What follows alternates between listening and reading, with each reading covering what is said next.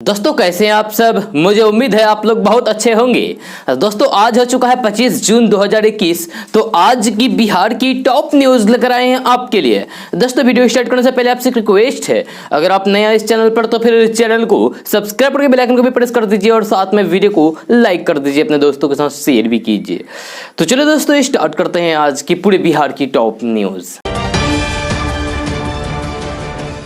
दोस्तों बिहार में मुखिया सरपंच के इलेक्शन का इंतजार कर रहे लोगों के लिए बड़ी खबर सामने आ रही है। मिली जानकारी के मुताबिक बिहार में मुखिया सरपंच के इलेक्शन की तैयारी शुरू हो गई है। राज्य चुनाव आयोग तैयारियों में जुट गई है। जी हां, खबर के अनुसार बिहार चुनाव आयोग राज्य में पंचायत चुनाव कराने को लेकर ईवीएम मशीन मंगाने की तैयारी कर रहा है। जिन राज्यों में अभी चुनाव नहीं है उन राज्यों से ईवीएम मशीन मंगाया जा रहा है। इसको लेकर आयोग तैयारी कर रहा है। आपको बता दूं कि कोरोना महामारी के कारण बिहार में पंचायत चुनाव को टाल दिया गया था, लेकिन जैसे जैसे कोरोना का प्रभाव बिहार से कम होता जा रहा है वैसे वैसे पंचायत चुनाव की तैयारियां भी शुरू हो गई है। बहुत जल्द दिशा निर्देश जारी किया जा सकता है। मीडिया रिपोर्ट के अनुसार सितंबर से दिसंबर महीने के बीच चुनाव कराए जा सकते हैं। दोस्तों बिहार में रहने वाले लोगों के लिए बड़ी खबर सामने आ रही है। मिली जानकारी के मुताबिक बिहार के 12 जिलों में रहने वाले लोगों को 10 रुपए की दर से एलईडी बल्ब मिलेगा। इसको लेकर सरकार की ओर से दिशा निर्देश भी जारी कर दिया गया है। खबर के अनुसार पटना, भागलपुर, बांका, भभुआ, बेगूसराय, मुंगेर, भोजपुर, जहानाबाद, नालंदा, गया, बक्सर और रोहतास जिले में रहने वाले लोगों को 10 रुपए की दर से 7 और 12 वाट के एलईडी बल्ब मिलेगा। आप चाहें तो इसे खरीद सकते हैं। आपको बता दो कि केंद्र की ग्राम उज्ज्वला योजना के तहत बिहार के 12 जिलों में रहने वाले ग्रामीण लोगों को 10 रुपए एलईडी बल्ब दिया जाएगा। 10 रुपए के दर से। आपको बता दो कि सरकार बिजली बचत करने के लिए इस योजना को शुरू किया है। इससे सरकार के साथ साथ आम आदमी को भी फायदा होगा। अगर कोई व्यक्ति अपने घर में 7 और 12 वाट के एलईडी बल्ब लगाता है तो इसे बिजली की बचत होगी। साथ ही साथ बिजली बिल भी कम आएगा। मिली जानकारी के अनुसार इस 7 और 12 वाट के बल्ब की 3 साल वारंटी होगी। दोस्तों बिहार में रहने वाले लोगों के लिए बड़ी खबर सामने आ रही है। मिली जानकारी के मुताबिक बिहार में जमीन सर्वे के लिए नया आदेश जारी कर दिया गया है। इस आदेश के बारे में सभी व्यक्ति को अनिवार्य रूप से जानना जरूरी है ताकि उन्हें किसी प्रकार की परेशानी का सामना करना ना पड़े। खबर के मुताबिक बिहार सरकार ने कहा है कि जमीन सर्वे के दौरान दी जाने वाली वंशावली ग्राम सभा से पास करानी होगी। ग्राम सभा से पास किए बिना वंशावली की कोई भी मान्यता सर्वे काम के लिए नहीं होगी। इसको लेकर दिशा निर्देश भी जारी कर दिया गया है। आपको बता दूं कि बिहार के 20 जिलों में जमीन सर्वे का काम अभी चल रहा है, लेकिन इन जिलों में वंशावली अमीनों के द्वारा बिना ग्राम सभा के पास कराई जा रही है। इसी को देखते हुए बिहार सरकार ने एक बड़ा आदेश दिया है जिसका पालन करना होगा। बिहार सरकार के अधिकारियों ने लोगों को इस संदर्भ में दिशा निर्देश जारी कर दिया है कि हर वंशावली को ग्राम सभा से पास करा लें, तभी उनके वंशावली को मान्यता दिया जाएगा। इसको लेकर पंचायतों में ग्राम सभा का आयोजन 1 से अधिक बार किया जाएगा। दोस्तों जबरन धर्म परिवर्तन के मामले में गिरफ्तार किए गए उमर, गौतम और जहांगीर कासमी के समर्थन में अब जमीयत उलमा हिंद सामने आया है। यह संगठन अब कोर्ट में दोनों आरोपियों की पैरवी करेगा। जमीयत उलमा हिंद के अध्यक्ष मौलाना महमूद मदनी का कहना है कि उमर और जहांगीर पर धर्मांतरण का गलत आरोप लगाकर मीडिया के सामने पेश किया जा रहा है। उन्होंने इसकी निंदा भी की है। मौलाना महमूद मदनी का कहना है कि उमर गौतम के बेटे की अपील पर जमीयत उलमा हिंद कोर्ट में मामले की पैरवी करेगा। उनका कहना है कि अल्पसंख्यक और कमजोर तबके के लोगों को अपराधी बनाकर पेश कराना मीडिया की आदत हो गई है। उन्होंने कहा कि तबलीगी जमात को लेकर भी इसी तरीके का रुख अपनाया गया था। उन्होंने कहा कि जब कोर्ट लोगों को बेकसूर बताता है तब मीडिया मामले पर चुप हो जाती है। यूपी एटीएस को जबरन धर्म परिवर्तन के मामले में गिरफ्तार किए गए उमर, गौतम और जहांगीर कासमी की 7 दिन की रिमांड मिल गई है। दोस्तों कुछ महीने बाद अगर आप बिहार के किसी भी थाने में जाएंगे तो आपको हर थाने के बाहर पीपल और बरगद के पेड़ नजर आ सकते हैं। यही नहीं, बिहार में जितने भी कब्रिस्तान हैं वहां भी उसकी बाउंड्री के चारों तरफ हरे भरे पौधे लगाए जाएंगे ताकि कब्रिस्तान भी चारों तरफ से सुरक्षित रहे। साथ ही हरा भरा रहे ताकि जो लोग अपने रिश्ते नातेदार के देहांत के बाद कब्रिस्तान में दफनाने आए वहां उन्हें बैठने के लिए हरा भरा वातावरण भी मिले। इसकी शुरुआत भी खुद शाहबाद के कब्रिस्तान से वन पर्यावरण मंत्री नीरज कुमार बबलू बबलू करेंगे, जहां का कब्रिस्तान बिहार के सबसे बड़े कब्रिस्तान के रूप में भी जाना जाता है। यह लगभग 85 एकड़ में फैला हुआ है। बिहार के वन पर्यावरण मंत्री नीरज कुमार बबलू ने एक न्यूज चैनल को बताया है कि बिहार में बंटवारे के बाद हरित आवरण सिर्फ 9% ही रह गया था, जो जल जीवन हरियाली अभियान के बाद बढ़कर 15% हो गया है। आने वाले 6 माह में बिहार सरकार ने 5 करोड़ पौधे लगाने का लक्ष्य रखा है, ताकि हरित आवरण 15 से बढ़कर 17% हो जाए। सरकार की कोशिश है कि वैसे पौधे ज्यादा लगाए जाए जो ऑक्सीजन अधिक देते हैं। जेडीयू एमएलसी खालिद अनवर ने वन पर्यावरण मंत्री की इस पहल का स्वागत किया है और कहा कि कब्रिस्तान का हरा भरा होना बहुत ही अच्छी बात है और इस्लाम में पेड़ पौधे लगाना अच्छा कहा गया है। दोस्तों, बिहार के बैंक लोगों से डिपॉजिट लेने में जितने तत्पर रहते हैं, उस अनुपात में लोन देने में उतनी उदारता नहीं दिखाई देती है। यानी कि आप बैंक में लोन लेने जाएंगे तो फिर आपको 100 बार दौड़ धाप करने के बावजूद भी लोन नहीं मिलता है। बैंक आपको लोन नहीं देता है। पिछले 10 सालों में बैंकों के लोन देने की रफ्तार महज 12% की बढ़ोतरी हुई है। वित्तीय वर्ष 2010-11 में बैंकों में लोगों ने 1,12,000 करोड़ रुपए जमा किए थे, जबकि इसकी तुलना में बैंकों ने मात्र 38,723 करोड़ रुपए का लोन बांटा था। इस तरीके से सीडी रेशियो 34% था। 10 साल बाद वित्तीय वर्ष 2020-21 में बैंकों में डिपॉजिट बढ़कर 3,96,471 करोड़ रुपए हो गया है। इसकी तुलना में उस वर्ष 1,75,474 करोड़ रुपए का ही लोन बांटा गया। इस तरीके से सीडी रेशियो महज 46% रहा। इस अवधि में सीडी रेशियो में महज 12% की बढ़ोतरी हुई है। दोस्तों, बिहार में बहने वाली नदियों का जलस्तर अब भी चिंताजनक बना हुआ है। हालांकि अभी राहत की बात यह है कि गंगा, सोन, महानंदा और पुनपुन नदी के जलस्तर में मामूली गिरावट दर्ज की गई है। गंगा के साथ ही सोन और पुनपुन नदी अब भी कई जगहों पर खतरे के निशान से काफी करीब बह रही है। पटना शहर से लगी गंगा के जलस्तर में गिरावट आने लगी है, लेकिन खतरा अभी टला नहीं है। गंगा में अब भी जलस्तर काफी ऊंचा है। ऐसे में बाढ़ की आशंका जिले में बनी हुई है। दोस्तों, कई लोग सवाल कर रहे हैं कि बिहार में स्कूल कॉलेज कब खुलेंगे। तो बिहार के शिक्षा मंत्री विजय कुमार चौधरी ने कहा है कि शिक्षण संस्थानों को खोलने के लिए अनुकूल परिस्थितियां आने पर सबसे पहले कॉलेज और समक्ष उच्च शिक्षण संस्थान खोले जाएंगे। टीकाकरण और दूसरी परिस्थितियों को देखते हुए कोई भी फैसला लिया जाएगा। शिक्षा मंत्री विजय कुमार चौधरी ने कहा है कि 6 जुलाई के बाद उच्च शिक्षण संस्थान खोलने पर विचार किया जाएगा, यानी कि बिहार में स्कूल कॉलेज 6 जुलाई के बाद ही खुलेगा। हालांकि अभी इस संबंध में कोई भी निर्णय नहीं लिया गया है, सिर्फ एक अनुमान बताया गया है। उन्होंने साफ किया है कि स्कूलों को खोलने का अभी कोई भी विचार नहीं है। उच्च शिक्षण संस्थानों को खोलने के बाद की परिस्थितियों का आकलन करने के बाद ही सरकार स्कूल खोलेगी। दोस्तों, पिता रामविलास पासवान द्वारा स्थापित लोक जनशक्ति पार्टी यानी कि एलजेपी के प्रमुख पद से हटाए जाने के बाद चिराग पासवान ने बुधवार को भाजपा और प्रधानमंत्री नरेंद्र मोदी से गुहार लगाई है। चिराग पासवान ने न्यूज एजेंसी एएनआई से बात करते हुए कहा है कि अगर हनुमान का वध हो जाए तो राम को चुप रहना सही नहीं है। हाल ही में बिहार विधानसभा चुनाव के दौरान चिराग पासवान ने खुद को प्रधानमंत्री नरेंद्र मोदी का हनुमान बताया था। उन्होंने कहा है कि लोजपा के भीतर टूट पर नरेंद्र मोदी से मुझे मध्यस्थता की उम्मीद है। चिराग पासवान ने कहा है कि खामोशी से हनुमान का वध राम को देखना शोभा नहीं देता है। उन्होंने कहा है कि हमारी पार्टी ने हमेशा से भाजपा का साथ दिया है, लेकिन आज जब हम मुश्किल में हैं तो भाजपा के नेताओं ने चुप्पी साध ली है। जमुई से लोकसभा सांसद चिराग पासवान ने कहा है कि सतयुग के समय से लेकर आज तक रामायण में देखा गया है कि हनुमान जी ने हर कदम पर भगवान राम का साथ दिया। जिस तरीके से हनुमान हर कदम पर भगवान राम के साथ चले, उसी तरीके से उनकी पार्टी एलजेपी भी हर छोटे और बड़े फैसले पर प्रधानमंत्री नरेंद्र मोदी के साथ खड़ी रही।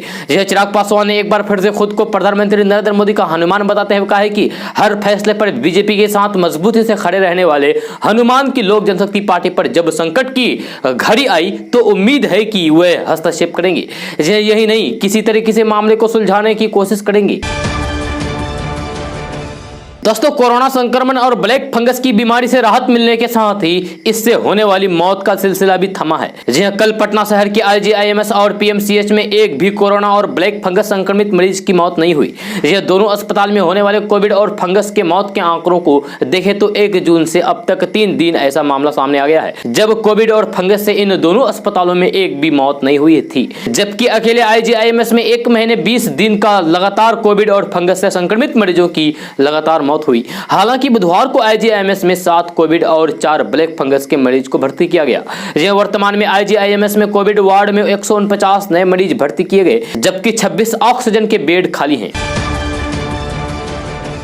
दोस्तों ऑफिस, मिल, फैक्ट्री में काम करने वाले कर्मचारियों, मजदूरों, वर्कर्स के लिए आने वाले जुलाई का महीना काफी बड़े बदलाव लेकर आ सकता है, क्योंकि नए वेज कोड की चर्चा ने एक बार फिर से जोर पकड़ लिया है। 1 अप्रैल से नया वेज कोड लागू होना था, लेकिन श्रम मंत्रालय ने इसे टाल दिया। अब इसे जुलाई से लागू किया जा सकता है। जी हां, अगर ऐसा हुआ तो फिर नौकरी पेशे लोगों के लिए सैलरी स्ट्रक्चर में बड़ा बदलाव देखने को मिल सकता है।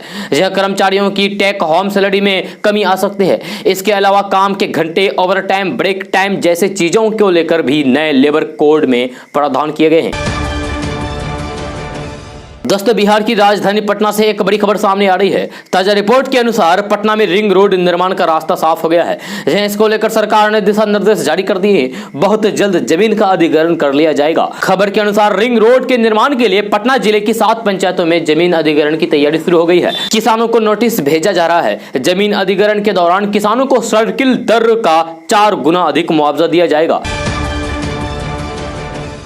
दोस्तों बिहार विधानमंडल में जल्द ही मानसून सत्र की शुरुआत होने वाली है।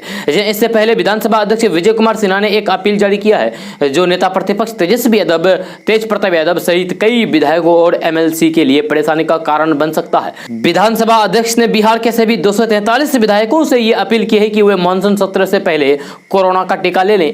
विधायक जब सत्र में शामिल होने विधानसभा पहुंचे तो कोरोना का टीका लगवा कर ही आए। कोरोना संक्रमण के इस दौर में लोगों की मदद करना और उनके बीच जागरूकता फैलाना में जनप्रतिनिधियों की अहम भूमिका है। इसी को देखते हुए बिहार विधानसभा अध्यक्ष विजय कुमार सिन्हा ने बिहार के सभी विधायकों को मानसून सत्र के पहले कोरोना का टीका लेने को कहा है। विधानसभा अध्यक्ष के फरमान के बाद अब सवाल यह है कि क्या बिहार के नेता प्रतिपक्ष तेजस्वी यादव और उनके बड़े भाई तेज प्रताप यादव को विधानसभा में एंट्री मिलेगी या फिर नहीं।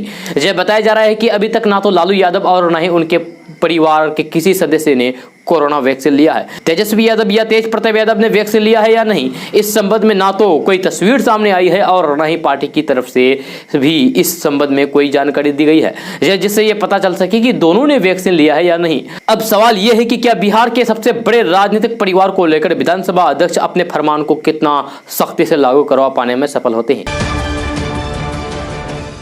दोस्तों इंटरनेट की बढ़ती डिमांड को देखते हुए टेलीकॉम कंपनियां यूजर्स को लुभाने के लिए अपने नए नए प्लान की पेशकश करती रहती है। इस बीच एयरटेल और जियो को टक्कर देने के लिए वोडाफोन आइडिया यानी कि वीआई ने एक नया प्रीपेड प्लान लॉन्च किया है। इस प्लान की खास बात यह है कि इसमें अनलिमिटेड वॉइस कॉलिंग के साथ 9 डेली डेटा लिमिट दी गई है। इस प्लान की कीमत 447 रुपए है। आपको बता दूं कि हाल ही में रिलायंस जियो ने भी 9 डेली डेटा लिमिट वाले एक नए प्रीपेड प्लान को लॉन्च किया था, जिसके बाद से टेलीकॉम कंपनियों के बीच कंपटीशन बढ़ता दिख रहा है। एयरटेल ने भी अपने प्लेटफॉर्म पर 456 रुपए वाला 9 डेली डाटा लिमिट वाले एक प्लान को पेश की थी। दोस्तों कोरोना के प्राण घातक लहर से बुरी तरीके से प्रभावित रहने के बावजूद भारत में मास्क पहनने के नियम का पालन करने वालों की संख्या कम है।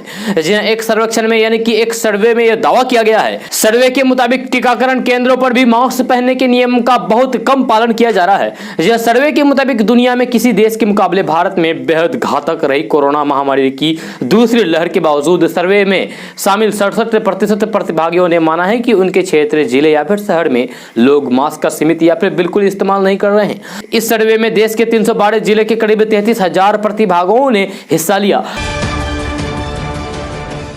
दोस्तों लोक जनशक्ति पार्टी में मचे घमासान के बीच चिराग पासवान इन दिनों मुसीबत में हैं। रामविलास पासवान की विरासत की इस जंग में उनको अपने चाचा पशुपति कुमार पारस से जूझना पड़ रहा है। जिन्हें बीते विधानसभा चुनाव के दौरान खुद को प्रधानमंत्री नरेंद्र मोदी का हनुमान कहने वाले चिराग पासवान के मसले पर बीजेपी ने चुप्पी साध ली है, जबकि चिराग पासवान को बीजेपी से साथ की उम्मीद थी। चिराग का कहना है कि बीजेपी के मुश्किल वक्त में हुए उनके पिता रामविलास पासवान चट्टान की तरह खड़े रहे, लेकिन उनके मुश्किल वक्त में बीजेपी से कोई भी सहयोग नहीं मिल सका। खुद का लोक जनशक्ति पार्टी पर दावा करते हुए उन्होंने कहा है कि अगर पशुपति पारस को बतौर एलजेपी सांसद केंद्रीय मंत्रिमंडल में जगह मिली तो ये उन्हें मंजूर नहीं होगा। चिराग पासवान ने मीडिया से बात करने के दौरान कहा है कि बीजेपी के साथ उनके संबंध एक तरफा नहीं रह सकते हैं। उन्होंने अपने मामले में बीजेपी की चुप्पी को अनुचित करार दिया है। उन्होंने कहा है कि अगर ऐसा ही रहा तो फिर वे अपने भावी राजनीतिक फैसलों को लेकर सभी संभावनाओं पर विचार करेंगे। हालांकि चिराग पासवान ने यह भी जोड़ा है कि उनका प्रधानमंत्री नरेंद्र मोदी पर विश्वास है। दोस्तों, घर पर किसी बीमारी के इलाज के मामले में भी हेल्थ इंश्योरेंस कवर मिलेगा। जी, भारतीय बीमा नियामक एवं विकास प्राधिकरण ने इंश्योरेंस कंपनियों को इस तरीके का प्रोडक्ट तैयार करने के लिए कहा है। कोरोना काल में घर पर इलाज के मामले में इंश्योरेंस कवरेज की सफलता को देखते हुए इरडा ने नए तरीके से घर पर होने वाले इलाज के लिए कंपनियों को यह सुविधा उपलब्ध कराने के लिए कहा है। इरडा की तरफ से इंश्योरेंस कंपनियों को भेजे गए सर्कुलर में कहा गया है कि कंपनियां चाहे तो अपने ग्राहकों से कुछ शुल्क लेकर पहले से चले आ रहे हेल्थ इंश्योरेंस में यह सुविधा जोड़ सकती है, या फिर होम केयर ट्रीटमेंट कवरेज के साथ नया उत्पाद ला सकती है। इरडा के मुताबिक होम ट्रीटमेंट इंश्योरेंस के तहत डॉक्टर की सलाह पर किसी ऐसी बीमारी का इलाज अगर घर पर होता है जिसके लिए अस्पताल जाना जरूरी माना जाता है तो फिर उसे कवर किया जाएगा। अभी आमतौर पर अस्पताल में भर्ती होकर इलाज कराने पर ही हेल्थ इंश्योरेंस का फायदा मिलता है। दोस्तों, पेट्रोल डीजल की कीमतों में बढ़ोतरी के चलते पहले ही खाद्य सामग्रियों की कीमतों में महंगाई आई है। अब ये महंगाई आपके घर बनाने के सपने में भी बाधा बन रही है। अगर आप अभी घर बनाने की सोच रहे हैं तो फिर अपनी योजना थोड़े समय के लिए टाल सकते हैं, क्योंकि अभी भवन निर्माण सामग्रियों की कीमतों में जबरदस्त तेजी आई है। बीते 3 महीनों में सीमेंट और सरिया से लेकर ईंट, रेत और गिट्टी की कीमतों में भी बढ़ोतरी हुई है। सबसे ज्यादा तेजी रेत, सीमेंट और सरिया तीनों में ही दर्ज की गई है। रेत की कीमतों में 2000 रुपए तक की बढ़ोतरी हो गई है, वही सीमेंट के दाम भी 45 रुपए प्रति बैग बढ़ गए हैं। इस प्रकार भवन निर्माण सामग्रियों की कीमतों में बढ़ोतरी के चलते इन दिनों बिल्डरों द्वारा अपने विभिन्न प्रोजेक्टों की कीमतों में 10% तक की बढ़ोतरी दर्ज की गई है। यह क्षेत्र से जुड़े कारोबारियों का कहना है कि भवन निर्माण सामग्रियों का बाजार इन दिनों सुस्त पड़ा हुआ है, उसके बाद भी इनकी कीमतों में जबरदस्त तेजी है। यह बताया जा रहा है कि सीमेंट की कीमतों में तो कंपनियों ने दाम बढ़ाने के लिए एक कार्टेल बना लिया है। साथ ही सरिया की कीमतों में भी लोह अयस्क के दाम बढ़ने के कारण बढ़ोतरी बनी हुई है। हालांकि कारोबारियों का कहना है कि बारिश का मौसम होने के कारण आने वाले दिनों में सरिया की कीमतों में गिरावट के संकेत बने हुए हैं। इन दिनों मांग तो बिल्कुल सुस्त बना हुआ है। एक कारोबारी ने बताया है कि बाजार में तो मांग तो बिल्कुल भी सुस्त है, कीमतों में बस तेजी बनी हुई है। दोस्तों, बिहार विद्यालय परीक्षा समिति द्वारा जारी एसटीईटी में एक बार फिर से गलती सामने आई है। इस बार एक पुरुष अभ्यर्थी के रिजल्ट में महिला अभिनेत्री की तस्वीर चिपका दी गई है। जी हां, एक पुरुष अभ्यर्थी के रिजल्ट में एक हीरोइन की तस्वीर चिपका दी गई है। एसटीईटी परीक्षा में पास करने वाले लड़की कोई और नहीं बल्कि दक्षिण भारत की मशहूर अभिनेत्री हीरोइन अनुपमा परमेश्वर है। अभ्यर्थी ऋषिकेश कुमार की रिजल्ट पत्र पर अनुपमा की तस्वीर देखकर हर कोई चकित है, हैरान है। इसके पहले भी बोर्ड इस तरह की करतूतों के लिए बदनाम रहा है।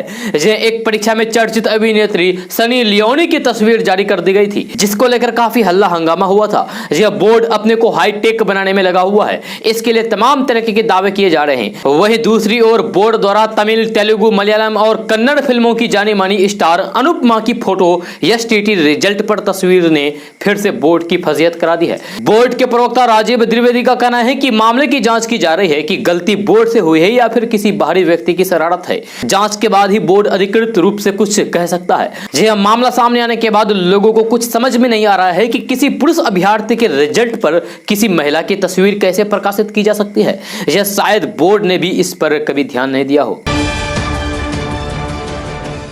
दोस्तों, बिहार के पूर्व उप मुख्यमंत्री और भाजपा के राज्यसभा सांसद सुशील कुमार ने विजय माल्या और मेहुल चौकसी के बहाने लालू परिवार पर भी हमला बोला है। उन्होंने कहा कि चौकसी, माल्या हो या फिर लालू राबड़ी, तेजस्वी, कोई भी आर्थिक अपराध हो, जेल जाने से नहीं बचेगा। इसके अलावा ट्वीट करते हुए कहा है कि बिहार में लालू प्रसाद, राबड़ी देवी और तेजस्वी यादव की भी करोड़ों रुपए की 50 से ज्यादा संपत्तियां जब्त की जा चुकी है।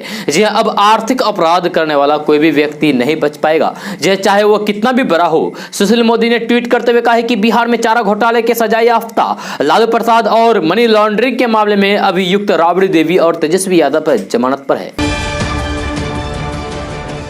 दोस्तों, बिहार में ऑनलाइन सब्जी मांगने के लिए अब कैश का झंझट नहीं रहेगा। वेज फेट ने तरकारी मार्ट से सब्जी की खरीदारी करने के लिए ऑनलाइन पेमेंट की सुविधा शुरू कर दी है। अब ऑर्डर देने वाले पर निर्भर है कि वे पेटीएम से पेमेंट करते हैं या फिर क्रेडिट कार्ड से। कोविड से संक्रमण का फैलाव रोकने और फिर लोगों को अधिक से अधिक सुविधा देने के लिए यह नई व्यवस्था की शुरुआत की गई थी। तरकारी मार्ट ने 2 महीने से भी कम समय में 12 लाख का कारोबार किया है। पटना शहर में ही 4000 से अधिक उपभोक्ता है। 1 1,80,000 के व्यूअर फेसबुक, ट्विटर, इंस्टाग्राम आदि के जरिए जुड़े हुए हैं। बीते मई माह में शुरू हुई इस सेवा को विस्तार देने के लिए दरभंगा और मुजफ्फरपुर में तरकारी मार्ट की शुरुआत की गई थी। जी हां, साथ ही अमेजन, फ्लिपकार्ट के तर्ज पर भुगतान के लिए ऐप बनाया गया है। लोगों को भुगतान के नए विकल्प से डिलीवर करने वालों को भी राहत मिली है। यह इनसाइड मोबाइल वर्जन भी सब्जी के मूल्य के भुगतान पर सभी विकल्प दिए गए हैं। यह अब कोई भी उपभोक्ता www.tarkarimart.in पर जाकर ऑर्डर के साथ ही ऑनलाइन पेमेंट कर सकते हैं और अपने सब्जी ले सकते हैं, खरीद सकते हैं। ग्राहक वेबसाइट tarkarimart.in पर जाकर सब्जियों के ऑर्डर के साथ ही ऑनलाइन पेमेंट कर सकते हैं। दोस्तों, बिहार के मुख्यमंत्री नीतीश कुमार ने वर्चुअल तरीके से 5 इंजीनियरिंग कॉलेजों के कैंपेन का उद्घाटन किया है। 446 करोड़ रुपए की लागत से इन सभी 5 इंजीनियरिंग कॉलेजों का निर्माण किया गया है। बिहार के विज्ञान एवं प्रौद्योगिकी विभाग के मंत्री सुमित कुमार ने कहा है कि इंजीनियरिंग के विद्यार्थी राष्ट्रीय स्तर की सुविधाओं के साथ पढ़ाई करेंगे। उन्होंने कहा है कि कई और अभियंत्रण महाविद्यालय एवं पॉलिटेक्निक संस्थानों में छात्रावास निर्माण और अरवल पॉलिटेक्निक संस्थान के लिए भवन निर्माण की आधारशिला रखी गई है। बिहार के विज्ञान एवं प्रौद्योगिकी विभाग के मंत्री सुमित कुमार ने बताया है कि किशनगंज, अररिया, मधेपुरा, पश्चिमी चंपारण और गोपालगंज अभियंत्रण महाविद्यालय कैंपन का मुख्यमंत्री नीतीश कुमार ने वर्चुअल तरीके से उद्घाटन किया। इन कॉलेजों के निर्माण पर 446 करोड़ रुपए खर्च किया गया। यह सुमित कुमार ने बताया है कि इसके अलावा कई और अभियंत्रण महाविद्यालय एवं पॉलिटेक्निक संस्थानों में छात्रावास निर्माण और अरवल पॉलिटेक्निक संस्थान के लिए भवन निर्माण की आधारशिला रखी। दोस्तों, कांग्रेस अध्यक्ष सोनिया गांधी ने पेट्रोल डीजल की कीमतों में जारी वृद्धि पर गहरी चिंता जताई है और कहा है कि खाद्य तेल, दालों तथा अन्य जरूरी वस्तुओं की आसमान छू रही कीमतों ने आम लोगों की कमर तोड़ कर रख दी है। यह सोनिया गांधी ने गुरुवार को यहां कांग्रेस के प्रभारी महासचिव और सचिवों की बैठक को संबोधित करते हुए कहा है कि आवश्यक वस्तुओं के दाम आसमान छू रहे हैं। पेट्रोल और डीजल के दाम बहुत बढ़ गए हैं, जिससे खाद्य तेल, दाल तथा जरूरी वस्तुओं की कीमत आम लोगों की पहुंच से बाहर हो गई है। उन्होंने कोरोना की दूसरी लहर का जिक्र करते हुए कहा कि ये महामारी असंख्य परिवार पर कहर बनकर टूटी और फिर इसने पूरे देश को हिलाकर रख दिया था। लाखों लोगों को महामारी में जान गंवानी पड़ी और फिर असंख्य परिवारों को इस कहर से अपनों को खोना पड़ा है। कांग्रेस अध्यक्ष सोनिया गांधी ने कहा है कि अब कोरोना की तीसरी लहर की आशंका जताई जा रही है। इसमें दूसरी लहर की तरह दुर्भाग्यपूर्ण स्थिति दोबारा नहीं बने, इसलिए आवश्यक कदम उठाए जाने की जरूरत है। यह उनका कहना था कि कोरोना की लड़ाई में अब तक सरकार की तरफ से जो कमियां सामने आई है उन्हें उजागर करने के लिए कांग्रेस ने श्वेत पत्र तैयार किया है। उन्होंने उम्मीद जताई है कि सरकार इन सब सुझावों को ध्यान में रखते हुए कदम उठाएगी और संभावित तीसरी लहर के असर को कम किया जा सकेगा। दोस्तों, बॉलीवुड एक्ट्रेस और राजनेता स्मृति ईरानी अक्सर किसी न किसी वजह से सुर्खियों में रहती है। जी वे सोशल मीडिया पर काफी एक्टिव रहती है और समय समय पर फैंस के साथ फोटोज और वीडियो शेयर करते रहती है। जी हाल ही में उन्होंने अपने इंस्टाग्राम हैंडल पर एक तस्वीर शेयर की है। इस तस्वीर में उनका चेहरा काफी पतला लग रहा है, वही तस्वीर में सिर्फ उनका चेहरा नजर आ रहा है। जी इस पोस्ट पर सोशल मीडिया यूजर्स भी अपनी प्रतिक्रिया दे रहे हैं। सोशल मीडिया यूजर्स बीते कुछ समय से स्मृति ईरानी का वजन काफी घट जाने का अंदाजा लगा रहे हैं। जी तस्वीर में देखा जा सकता है कि स्मृति ईरानी अपने बालों को खोले हुए हैं और कानों में ईयरफोन लगाई हुई है। जी इस तस्वीर में वो कैमरे की तरफ देखकर मुस्कुरा रही है। जी तस्वीर शेयर करते हुए स्मृति ईरानी ने लिखा है कि काफी वक्त हो गया है। उनकी इस तस्वीर को देखकर फैंस भी हैरान हो गए हैं। सोशल मीडिया पर यह तस्वीर तेजी से वायरल हो रही है। वही फिल्म इंडस्ट्री से जुड़े लोग भी इनकी तस्वीर पर अपना रिएक्शन दे रही है। दोस्तों, सोशल मीडिया पर लोगों के फेक या फिर फर्जी अकाउंट पर अब तेजी से लगाम लगेगी। जी सरकार ने इस ओर कदम बढ़ाते हुए ट्विटर, फेसबुक, इंस्टाग्राम और यूट्यूब जैसी सोशल मीडिया कंपनियों के लिए यह अनिवार्य कर दिया है।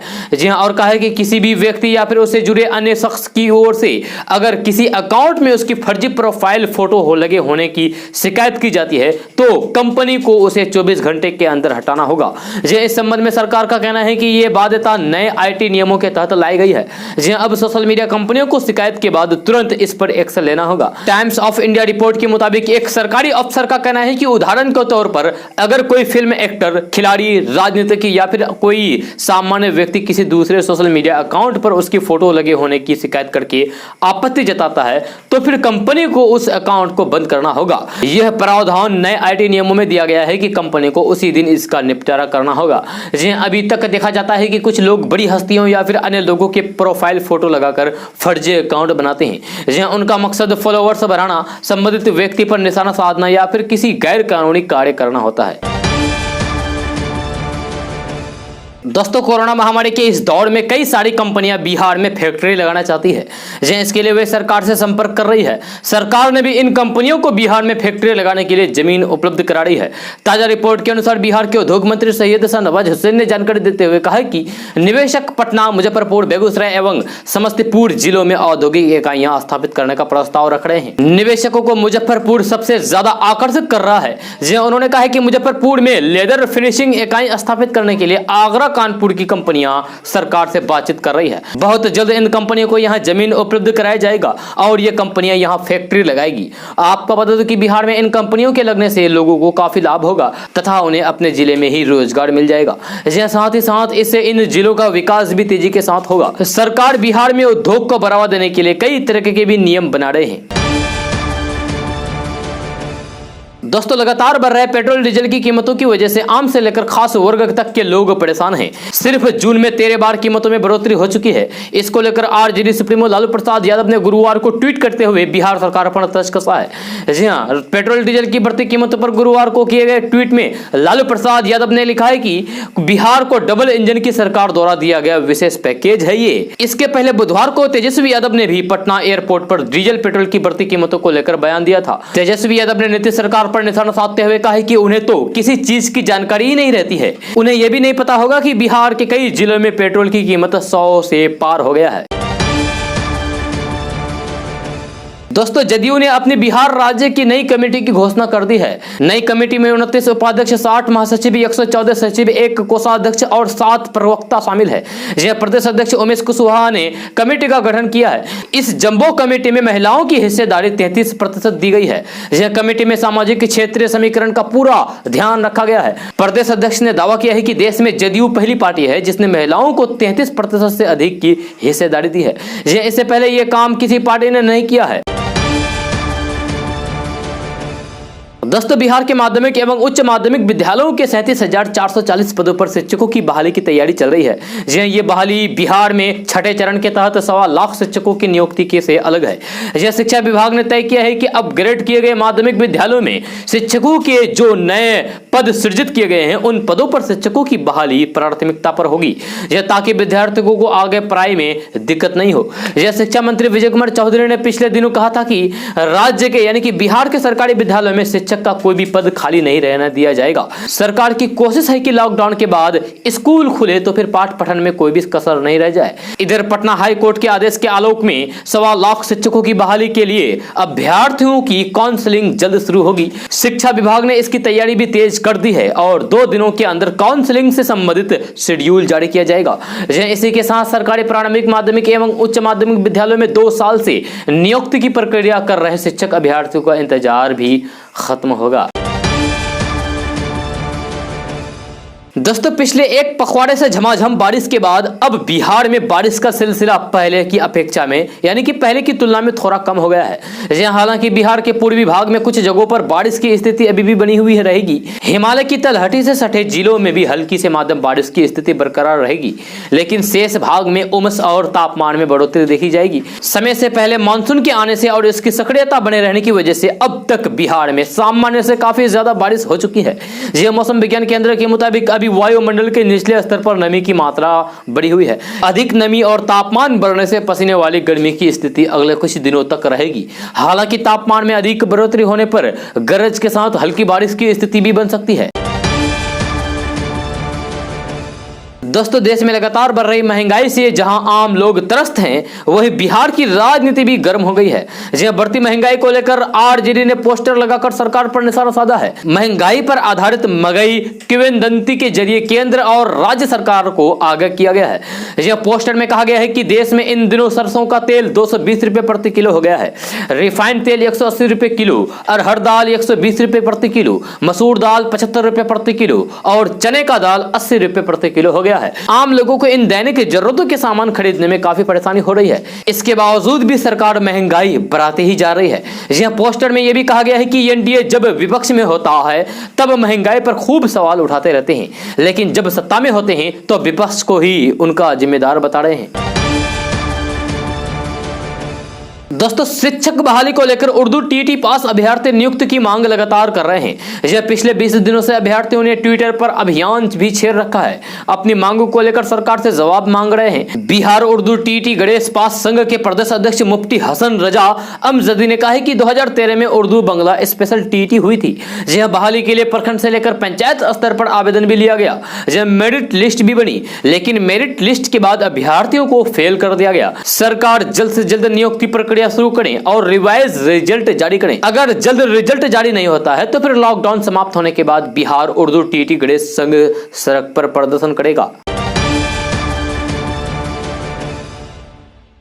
दोस्तों, आज का न्यूज बस यह था। कैसा लगा जरूर अपना सुझाव दीजिएगा नीचे कमेंट बॉक्स में कमेंट करके। अगर आप नए आए इस चैनल पर तो फिर चैनल को सब्सक्राइब करके बेल आइकन को भी प्रेस कर दीजिए और साथ में वीडियो को लाइक कर दीजिए, अपने दोस्तों के साथ शेयर भी कीजिए। तो चलिए दोस्तों, फिर मिलते हैं अगले वीडियो में। जय हिंद, जय बिहार।